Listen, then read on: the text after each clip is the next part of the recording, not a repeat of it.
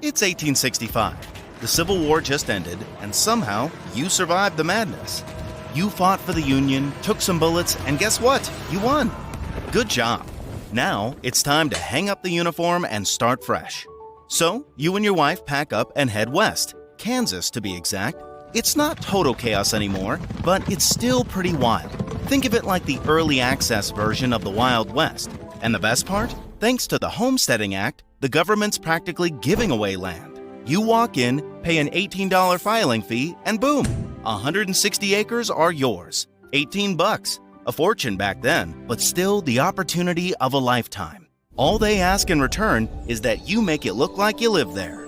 Not bad, considering France got scammed into selling this land for $15 million. You and your wife claim a plot in Dickinson County. You're dreaming big. Seas of golden wheat, cows lazily munching grass, and piles of cash. Easy, right? Except first, you need somewhere to sleep.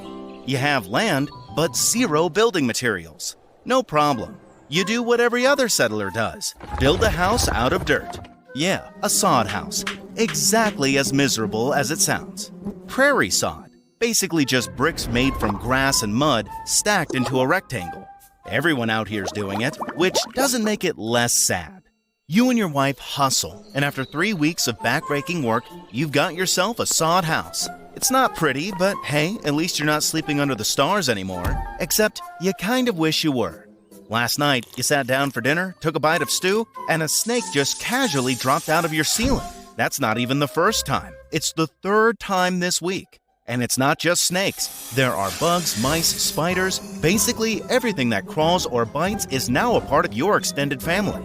Even the dust shows up uninvited. It gets in your food, your hair, your dreams. Oh, and when it rains, congrats, you get a free shower right in your living room.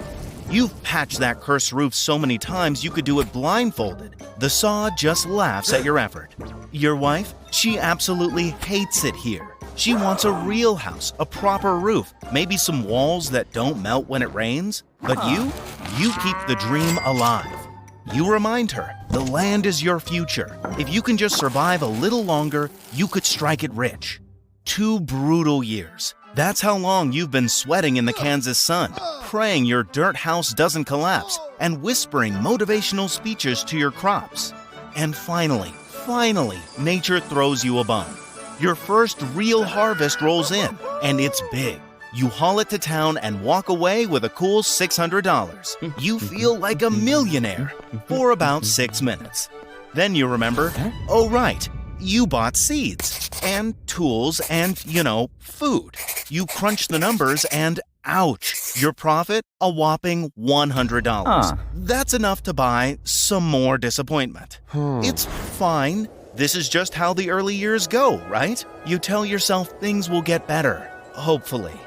Still, part of you wants to pack it in and leave Kansas behind.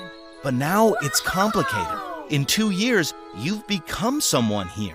You and your wife go to church. You've got friends. People wave at you in the street, and not in a "we're about to rob you" kind of way.